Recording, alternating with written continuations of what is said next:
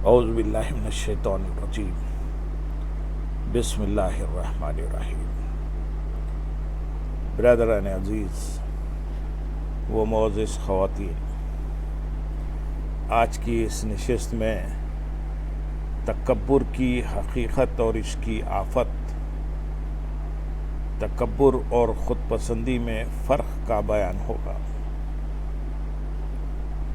تکبر کی دو قسمیں ہیں،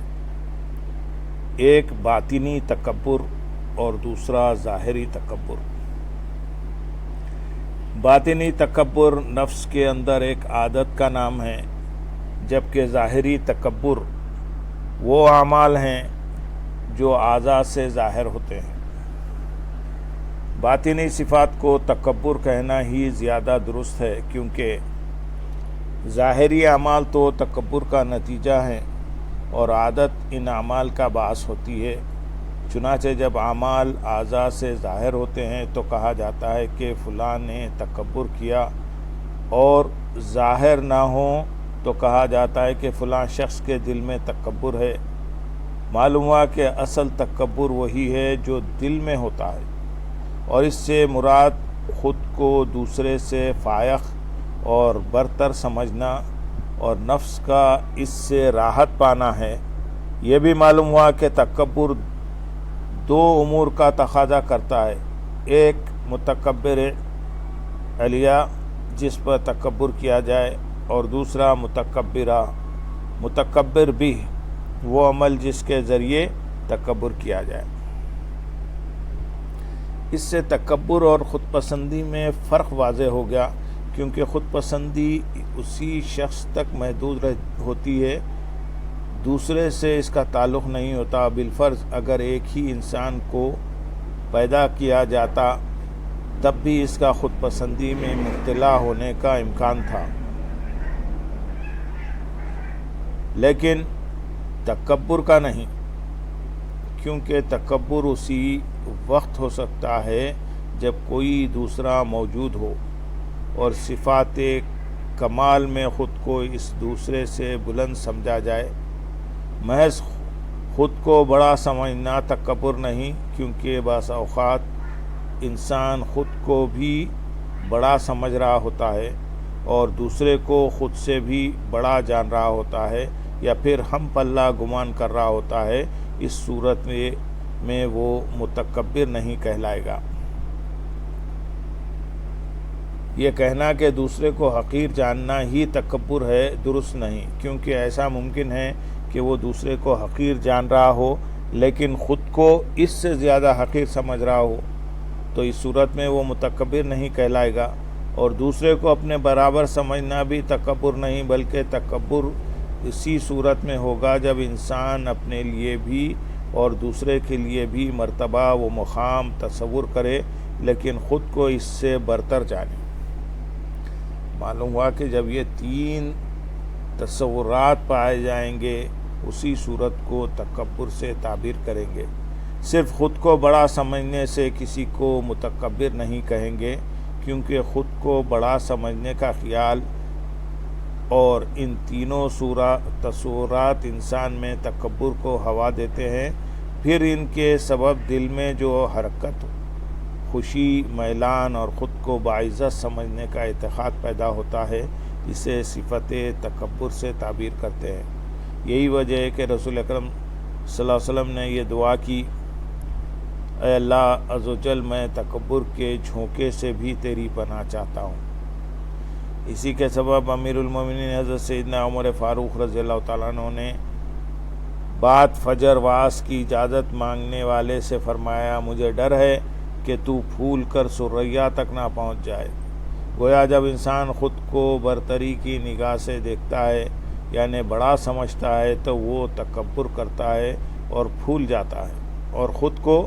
معزز سمجھتا ہے۔ پس تکبر ایک ایسی حالت کا نام ہے جو ان تصورات و اعتقادات کے سبب نفس میں پیدا ہوتی ہے، اور خود کو باوقار اور بڑا سمجھنے کو بھی تکبر کہتے ہیں۔ اسی لیے حضرت سیدنا عبداللہ بن عباس رضی اللہ تعالیٰ عنہ نے اس آیت مبارکہ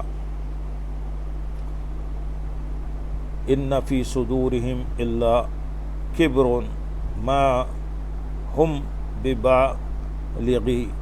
کی تفسیر میں فرمایا کہ یہ وہ بڑائی ہے جس تک وہ نہیں پہنچے گی، جس تک وہ نہیں پہنچیں گے۔ آپ رضی اللہ تعالیٰ عنہ نے تکبر کی تفسیر بڑائی سے فرمائی، پھر یہ بڑائی کچھ ظاہری اور باطنی اعمال کا تقاضا کرتی ہے جو اس کا ثمرہ و نتیجہ ہوتے ہیں جنہیں تکبر کہا جاتا ہے۔ جب انسان دوسروں کے مقابلے میں خود کو بڑے مرتبے والا سمجھتا ہے تو دوسروں کو حقیر جانتا ہے اور ان کو اپنے آپ سے دور کرتا ہے، ان کے ساتھ اٹھنا بیٹھنا اور کھانا پینا پسند نہیں کرتا۔ جب تکبر بڑھ جاتا ہے تو اس کا خیال یہ ہوتا ہے کہ دوسرا شخص اس کے سامنے جھک کر کھڑا ہو اور یہ اس کا حق ہے۔ جب تکبر میں مزید اضافہ ہوتا ہے تو ان لوگوں سے خدمت لینے کو بھی باعث عار سمجھتا ہے اور ان کو اپنے سامنے کھڑا ہونے کا اہل نہیں سمجھتا، بلکہ ان سے چوکیداری کی خدمت لینا بھی مناسب نہیں سمجھتا۔ اگر تکبر کچھ کم ہو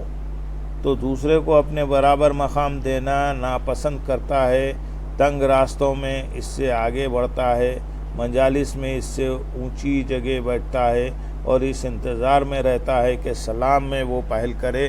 اگر وہ اس کے کام کاج کرے تو کوتاہی کو ناممکن تصور کرتا ہے، اگر وہ کبھی کوتاہی کر دے تو اس پر تعجب کا اظہار کرتا ہے، اگر وہ اس کے سامنے دلیل پیش کرے یا بحث مباحثہ کرے تو اس کو جواب دینا مناسب نہیں سمجھتا، اگر وہ نصیحت کرے تو قبول کرنا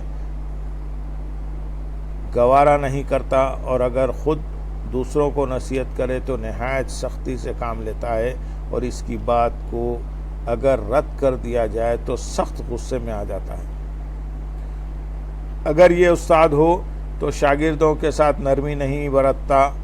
ان کو ذلیل جانتا ہے اور جھڑکتا ہے، ان پر احسان جتاتا اور ان سے خدمت لیتا ہے، اور عام لوگوں کو اس طرح دیکھتا ہے جیسے وہ گدھے ہوں، یعنی ان کو جاہل اور حقیر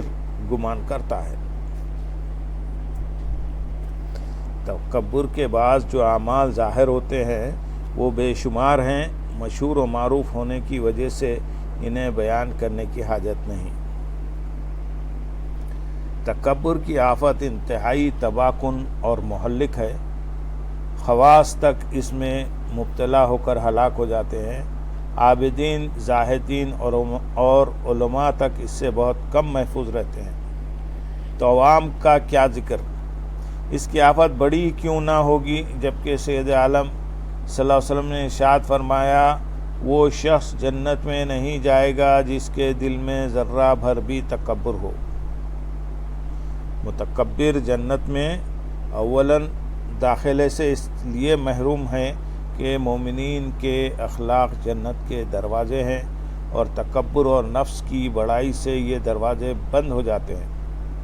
کیونکہ تکبر کے سبب آدمی اس پر قادر نہیں ہوتا کہ جو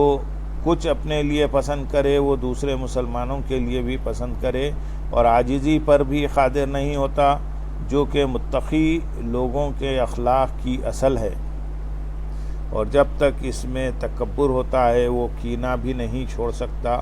اور اپنی عزت بچانے کے لیے ہمیشہ سچ بولنے پر قادر نہیں ہوتا، اور غصہ چھوڑنے پر بھی قادر نہیں ہوتا، نیز حسد چھوڑنا بھی اس کے بس میں نہیں ہوتا، اور لوگوں کو اچھی نصیحتیں نہیں کر سکتا، اور دوسروں کی نصیحت قبول نہیں کر سکتا، اور لوگوں کی غیبت اور ان کو حقیر جاننے سے بچ بھی نہیں سکتا۔ خلاصہ کلام یہ ہے کہ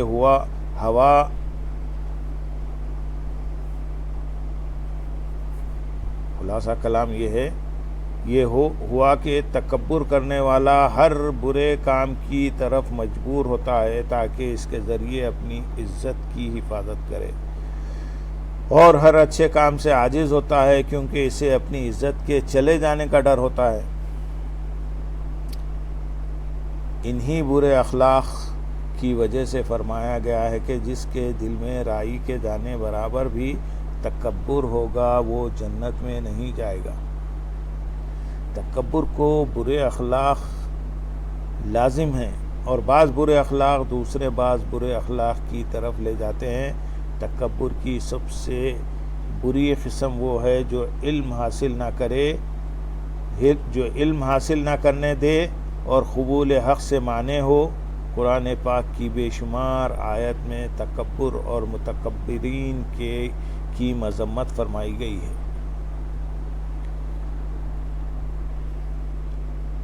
چنانچہ سورۃ الانعام آیت نمبر 93 میں ارشاد ہے، اور فرشتے ہاتھ پھیلائے ہوئے ہیں کہ نکالو اپنی جانیں، آج تمہیں خواری کا عذاب دیا جائے گا، بدلہ اس کا کہ اللہ پر جھوٹ لگاتے تھے اور اس کی آیتوں سے تکبر کرتے۔ سورۃ الزمر آیت نمبر 72 میں ارشاد ہے، داخل ہو جنت کے دروازوں میں، اس میں ہمیشہ رہنے تو کیا ہی برا ٹھکانہ، داخل ہو جہنم کے دروازوں میں، اس میں ہمیشہ رہنے تو کیا ہی برا ٹھکانہ متکبروں کا ہے۔ پھر اللہ عز و جل نے یہ خبر بھی دی کہ جب سب سے زیادہ عذاب والے وہ جہنمی ہوں گے جو بڑے سرکش ہوں گے، جیسے اللہ تعالیٰ کا ارشاد ہے سورۃ مریم آیت نمبر 79 میں، پھر ہم ہر گروہ سے نکالیں گے جو ان میں رحمان پر سب سے زیادہ بے باک ہوگا۔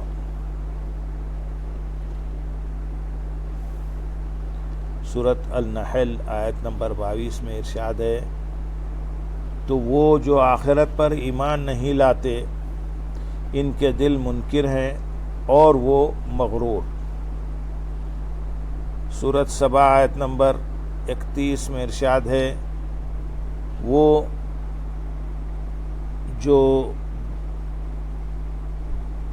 جو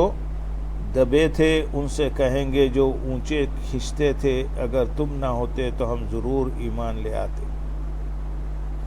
سورۃ الاعراف آیت نمبر 146 میں ارشاد ہے،